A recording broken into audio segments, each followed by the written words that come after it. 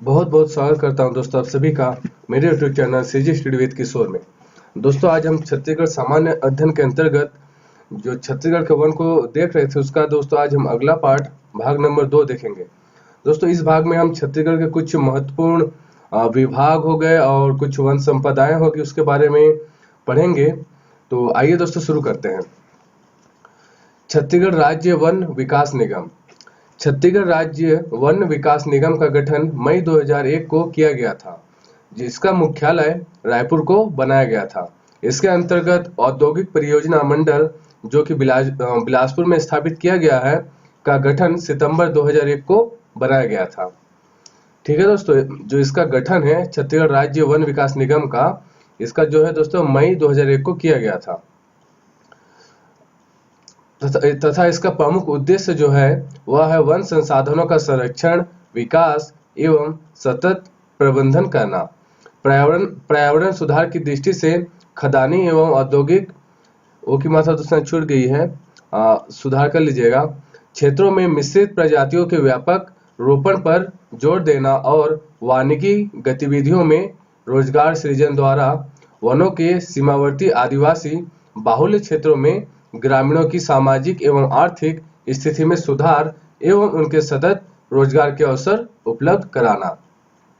यानी कि दोस्तों इसका जो प्रमुख उद्देश्य है वह जो है दोस्तों वन संसाधनों का संरक्षण करना, उसका विकास करना, दूसरा उसका रख रखाव करने संबंधी है तथा और इससे जो भी इसके अंतर्गत जो कार्य होता है इससे जो है युवाओं को रोजगार दिलाना है। आगे देखते हैं दोस्तों, छत्तीसगढ़ को हर्बल स्टेट का दर्जा जो दिया गया है वह है दोस्तों जुलाई 2001 को किया गया था तथा इसका प्रमुख उद्देश्य जो है वह राज्य की समृद्ध जैव विविधता एवं वनौषधियों के विपुल भंडार को संरक्षित, संवर्धित एवं उनका वैज्ञानिक पद्धति से दोहन करना हेतु। यानी कि दोस्तों जो छत्तीसगढ़ हर्बल स्टेट के अंतर्गत जो मुख्य इसका उद्देश्य था यह जो था दोस्तों जो जैव विविधता होती है इसका संरक्षण करना एवं वनौषधियों के यानी कि जो वन से औषधियाँ प्राप्त होती है उसको संरक्षित करना एवं उसका जो दोहन होता है तथा किस तरीके से यानी कि उसका उपयोग करना है उसको बताया गया है। वर्षा ऋतु 2017 में राज्य के 8 वनमंडलों जो कि रायपुर, धमतरी, कवर्धा, सरगुजा, बस्तर, कांकेर, दक्षिण कोंडागांव तथा मरवाही वनमंडल में होम हर्बल गार्डन की स्थापना की गई है। हर्बल गार्डन जो हर्बल गार्डन है दोस्तों वह धमतरी वनमंडल, कोंडागांव वनमंडल और नारायणपुर जो जहाँ पे कि अभी दोस्तों निर्माण के अधीन है यहाँ पे स्थापित किया गया है। इंटरप्रिटेशन सेंटर जो कि दोस्तों बस्तर में लामनी पार्क नाम में स्थापित किया गया है। उसके बाद दोस्तों हर्बल मंडी जो कि धमतरी वनमंडल के अंतर्गत आता है में बनाया गया है। औषधीय पौधों का प्रसंस्करण केंद्र जो कि दोस्तों सांकरा जहाँ पे भी दोस्तों बनाया जा रहा है, जिसे हम निर्माणाधीन कहते हैं, वहां पे यानी कि बनाया जा रहा है। अगला दोस्तों देखते हैं छत्तीसगढ़ राज्य औषधीय पादप बोर्ड। यानी छत्तीसगढ़ राज्य में जो औषधियों का उत्पादन या उसका रख रखाव या उसका व्यवस्था किया जाता है उस बोर्ड की स्थापना के बारे में यहाँ बताया गया तथा उसका उद्देश्य को। तो आइए दोस्तों देखते हैं इसका जो है दोस्तों इसका जो गठन है 28 जुलाई 2004 को मुख्यमंत्री की अध्यक्षता में की गई थी तथा इसका उद्देश्य जो है दोस्तों औषधीय पादपों के संरक्षण, संवर्धन, विनाश, विदोहन, प्रसंस्करण एवं निर्माण तथा विपणन से संबंधित नीति बनाने एवं विभिन्न संस्थाओं के बीच समन्वय स्थापित किया जाना है। यानी कि दोस्तों इस बोर्ड का जो मुख्य उद्देश्य है गठन का वह दोस्तों संरक्षण यानी कि उसका रख रखाव, संवर्धन यानी कि उसका किस तरह आधार पर उसका उपयोग करना है तथा विनाश को रोकने के यानी कि उसका हानियां जो हो रही है उसे उसका कैसे रोका जाए, प्रसंस्करण और निर्माण तथा इसको बिक्री जिसे किस आधार पर किया जाना है उसके संबंधित सभी नीति को बनाना है एवं उनको जो है दोस्तों विभिन्न संस्थाओं के माध्यमों से संचालित करना है एवं उनके बीच जो एक अच्छा संबंध स्थापित करना है। अगला है दोस्तों वन अनुसंधान केंद्र। वन अनुसंधान केंद्र कहाँ कहाँ है दोस्तों? बिलासपुर, रायपुर और जगदलपुर में। वैसे ही दोस्तों छत्तीसगढ़ जैव विविधता बोर्ड, जिसे कि 2006 में स्थापित किया गया है, तथा इसका अध्यक्ष जो है दोस्तों वह वन मंत्री होता है। अगला है दोस्तों छत्तीसगढ़ राज्य कैंपा। दोस्तों इसका कैंपा का जो फुल फॉर्म है वह है दोस्तों कॉम्पोस्टरी एसोसिएशन fund management and planning authority. इसके बारे में थोड़ा सा देख लेते हैं कैंपा के बारे में।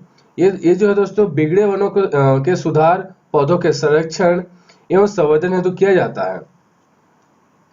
मतलब इसके संरक्षण हेतु इसका गठन किया गया है। अगला है दोस्तों छत्तीसगढ़ राज्य लघु वनोपज, जिसे कि दोस्तों 2000 में स्थापित किया गया था। इसके अंतर्गत दोस्तों विकास सरकारी संघ 1984 में गठित, जो कि मध्य प्रदेश के में शामिल था, तब किया गया था। और दोस्तों उसके बाद जो है दोस्तों लघु वनोपज के संघ के विभाजन, यानी कि दोस्तों इसका जो विभाजन से संबंधित जो कार्य है लघु वनोपज का, उसकी स्थापना के बारे में यहाँ बताया गया है। आइए देखते हैं। लघु वनोपजों के विपणन, संकलन, अनुसंधान एवं विकास को बढ़ावा देने हेतु इसका जो है दोस्तों गठन किया गया है। इसका मुख्य कार्य जो संग्रहण कार्य है उसका, जैसे कि प्राथमिक वनोपज सहकारी समितियों के माध्यम से किया जाता है। यानी कि दोस्तों इसका संग्रहण, यानी कि इसको एकत्रित किस आधार पर या किसके द्वारा किया जाता है, वह है दोस्तों जो सहकारी समितियां होती है, इसके माध्यम से किया जाता है।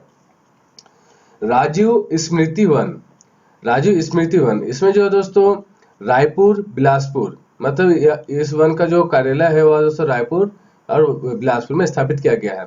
इमली मंडी जो है दोस्तों जगदलपुर में स्थापित किया गया है। काजी एवं कोसा अनुसंधान दोस्तों ये भी जगदलपुर जो है दोस्तों बस्तर की राजधानी है, उसका मुख्यालय कह सकते हैं, मुख्यालय। छत्तीसगढ़, अगला है दोस्तों छत्तीसगढ़ में वन संपदा। छत्तीसगढ़ के सघन वनों में विविध वन संपदा पाई जाती है, जिन्हें दो समूहों में वर्गीकृत किया गया है। एक है दोस्तों मुख्य वनोपज और दूसरा है दोस्तों गौण या लघु वनोपज। गौण यानी कि दोस्तों पुराना तरीकों से जो गौण यानी कि दोस्तों कुछ सीमित मात्रा में तथा जिसकी उपज बहुत ही सीमित मात्रा में होती है, उसको हम बोलते हैं। तो मुख्य वनोपज के अंतर्गत दोस्तों क्या क्या आता है, ये देखते हैं। साल या सरई, सागौन, शीशम, साजा, बीजा और खैर। और जो लघु वनोपज के अंतर्गत आता है वह है दोस्तों बांस, तेंदुपत्ता, इमली, महुआ, गोंद, हर्रा, लाख, चिरौंजी, बबूल, बहरा इत्यादि। और मुख्य वनोपज के अंतर्गत जो है दोस्तों कुछ महत्वपूर्ण तथ्य जो जानना बहुत ही आवश्यक होता है, और ये दोस्तों परीक्षा की दृष्टि से भी काफी महत्वपूर्ण होती है। तो आइए दोस्तों देख लेते हैं एक बार। जो मुख्य वनोपजों के अंतर्गत काष्ठ उत्पादक, जलाऊ एवं इमारती लकड़ी आता है। देश में इसकी कुल 13 प्रजातियां हैं, जिसमें से 6 प्रजातियां दोस्तों छत्तीसगढ़ में पाई जाती है। जो मुख्य वनोपज के अंतर्गत 13 प्रजातियां पाई जाती है, इसमें से दोस्तों 6 प्रजातियां हमारे छत्तीसगढ़ प्रदेश में पाई जाती हैं, जो कि है दोस्तों साल, सागौन, शीशम, साजा। इस सजा नहीं दोस्तों पे आगे मात्रा छूट गया है, तो आप लोग इसका सुधार कर लीजिएगा। तो यहाँ पे साजा, बीजा और खैर। लघु वनोपज के अंतर्गत दोस्तों क्या क्या आता है, बांस, तेंदुपत्ता, इमली, जो कि दोस्तों ऊपर मैं बता भी चुका हूँ। आगे दोस्तों संग्रहण। इसका संग्रहण यानी कि किस आधार पर इसको एकत्रित किया जाता है तथा किस इसका बिक्री कैसे किया जाता है, उसके बारे में बताया गया है। प्राथमिक लघु वनोपज समिति एवं वन समिति के द्वारा इसका संग्रहण किया जाता है। यानी कि दोस्तों ये जो दो समितियां हैं, लघु वनोपज समिति और वन समिति, इसके माध्यम से इसका संग्रहण किया जाता है। क्रय मूल्य का निर्धारण जो है दोस्तों अपेक्स समिति करता है, यानी अपेक्स समिति। और दोस्तों इस अपेक्स समिति का जो अध्यक्ष होता है वह दोस्तों हर जिले का कलेक्टर होता है, यानी जिला प्रमुख। आगे देखते हैं दोस्तों छत्तीसगढ़ राज्य की वन संपदा। इसके अंतर्गत दोस्तों जो वन संपदाएं हैं हमारे छत्तीसगढ़ स्टेट की, जो महत्वपूर्ण तथा मुख्य जो वन संपदा है, जिससे हमारे स्टेट को राजस्व की प्राप्ति होती है, तो उसको थोड़ा थोड़ा ये देख लेते हैं। जिसमें दोस्तों आइए देखते हैं। पहला वन संपदा के अंतर्गत बांस। बांस प्रदेश के लगभग सभी क्षेत्रों में यह पाया जाता है। हमारे प्रदेश में दोस्तों कौन सा सबसे प्रमुख जातियां दोस्तों है लाठी की, वह है मतलब बांस की, वह है दोस्तों लाठी बांस। और आप लोगों को एक महत्वपूर्ण तथ्य बता देता हूं, बांस को है दोस्तों जो कि घास की श्रेणी में रखा गया है। प्रदेश में सर्वाधिक नर बांस ही प्राप्त होते हैं, सरगुजा वनमंडल में प्राकृतिक रूप से कटंग बांस, न्यूटेन तथा डोहना भी पाए जाते हैं। छत्तीसगढ़ में सर्वाधिक बांस की लगभग 80% प्रजातियां अकेले बस्तर संभाग में पाई जाती हैं। यानी कि दोस्तों जो छत्तीसगढ़ स्टेट में जो बांस की प्रजातियां यानी कि प्रकार पाई जाती है, उनमें से सर्वाधिक जो प्रकार की बांस है दोस्तों हमारे दक्षिणी छत्तीसगढ़ में जो कि बस्तर है उस क्षेत्र में पाया जाता है। किंतु सन 1971 में SSR बैन एंड गौर के सर्वे के अनुसार उन्होंने केवल 9 प्रजातियों की पुष्टि की है, जबकि बिसेन एंड उज्जैन जो कि दोस्तों TFRI जबलपुर 1996 में स्थापित किया गया था के अनुसार केवल 10 प्रजातियों की पुष्टि होती है। छत्तीसगढ़ में पाई जाने वाली बांस की प्रजातियां जो कि दोस्तों यहाँ नीचे दिया गया है, आइए एक बार देख लेते हैं। आप लोग को अच्छे से नहीं दिख रहा होगा तो थोड़ा सा पॉज करके जूम करके देख लीजिएगा दोस्तों। यहाँ दिया गया दोस्तों स्थानीय नाम, यहाँ बोटानिकल नाम और यहाँ फ्लोरिंग साइकिल और यहाँ क्षेत्र वनमंडल का। आइए देखते हैं। यहाँ पे पहला नंबर पे दोस्तों जो है नर बांस, जिसे हम लाठी बांस मुख्य प्रजातियां हैं, जो कि डोरकलम्बस स्ट्रिक्टस के अंतर्गत, जो कि जिसकी आयु होती है दोस्तों कितना 25 से 45 वर्ष तक, यह दोस्तों संपूर्ण छत्तीसगढ़ में पाई जाती है। डोहना बांस या चाही बांस, इसे दोस्तों डेंड्रोक्लम्पस लॉन्गिस्पाथस, और इसका कोई स्थायी सर्कल नहीं होता जीवन चक्र। यह जो है दोस्तों दक्षिण सरगुजा वनमंडल के शंकरगढ़ परिवृत्त राजपुर तथा कुसमी रेंज में विशेष रूप से पाया जाता है। तीसरा दोस्तों बांसुरी बांस, जिसका दोस्तों नाम है डेंड्रोक्लम्पस मेम्ब्रान्सेस,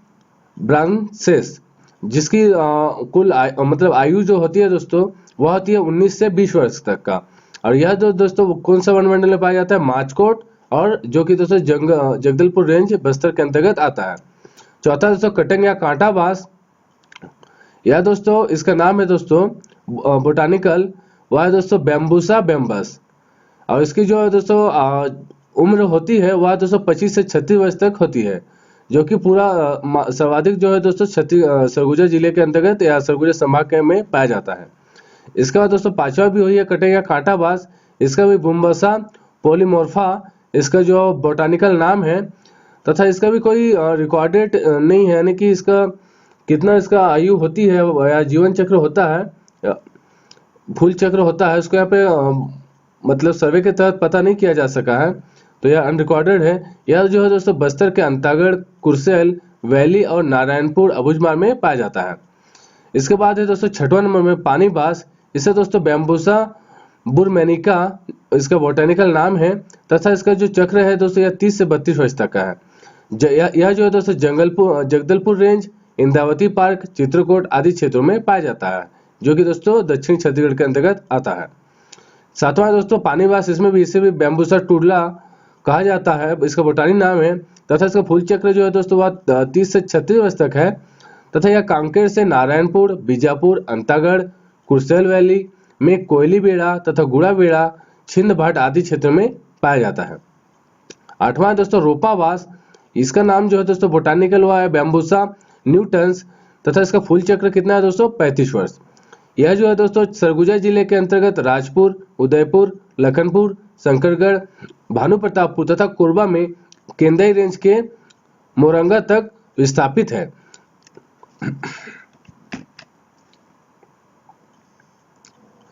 केंद्र के मोरंगा रेंज तक स्थापित है।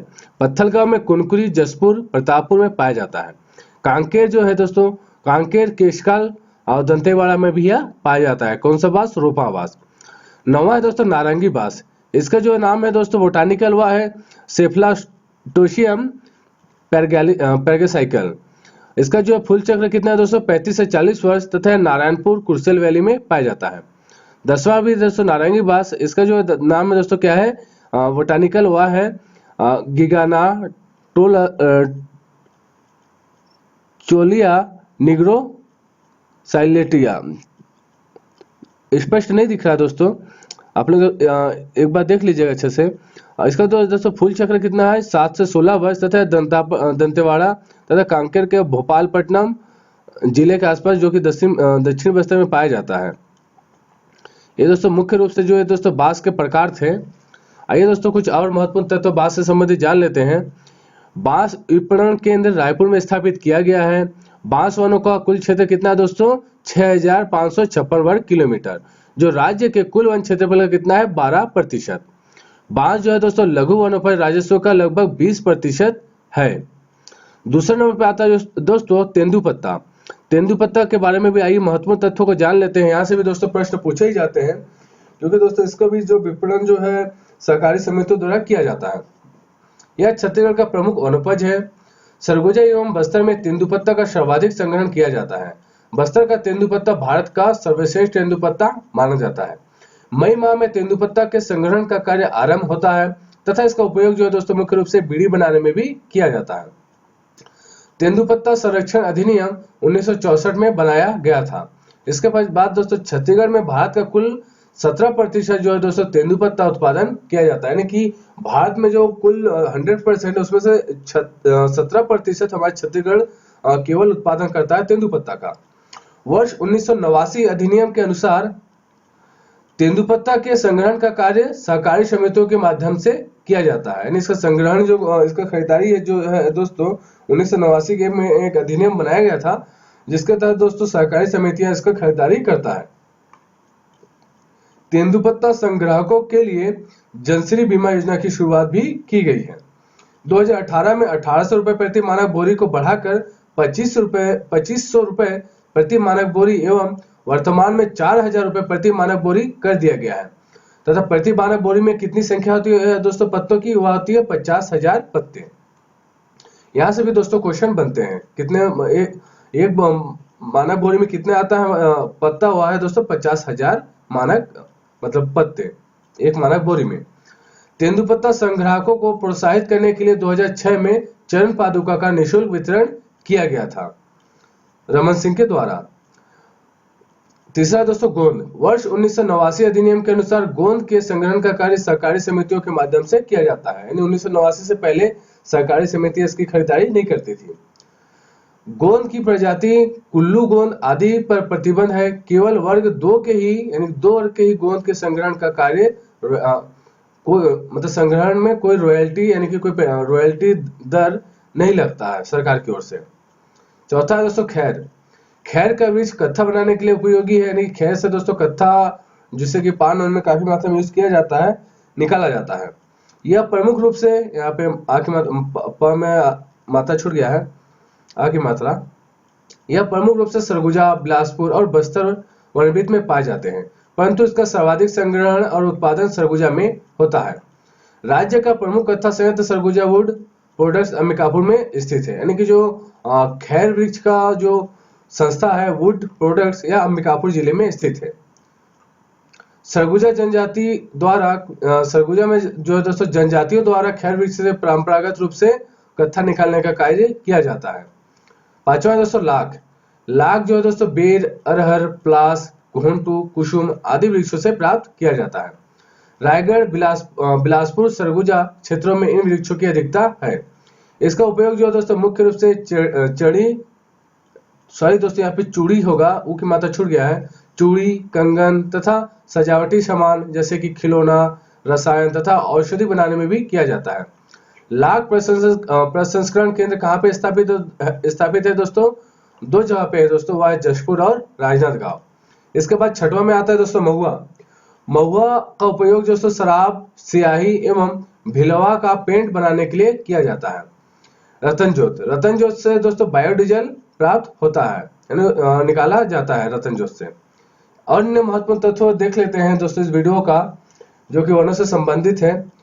प्रजातीय बहुलता के आधार पर छत्तीसगढ़ में वन का क्रम बताया गया है दोस्तों, तथा उसका परसेंटेज, जिसमें से दोस्तों मुख्य रूप से 4 भागों में बांटा गया है, जिसमें सर्वाधिक मात्रा किसकी है दोस्तों? मिश्रित वन।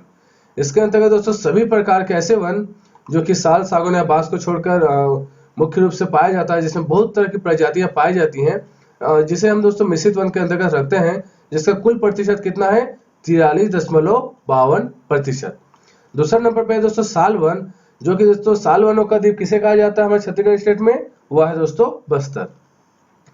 जिसका प्रतिशत कितना है 40.56%। तीसरा है दोस्तों सागौन वन, इसका प्रतिशत कितना है 9.42%। और चौथा क्या है दोस्तों बांस, जिसका प्रतिशत कितना है 8.11%। तेंदुपत्ता के प्रमुख प्रमुख उत्पादक जिले कौन कौन से हैं, जो कि मैं दोस्तों पहले भी बता चुका हूँ, है दोस्तों सरगुजा और बस्तर। और तेंदुपत्ता से क्या बनाया जाता है, बीड़ी।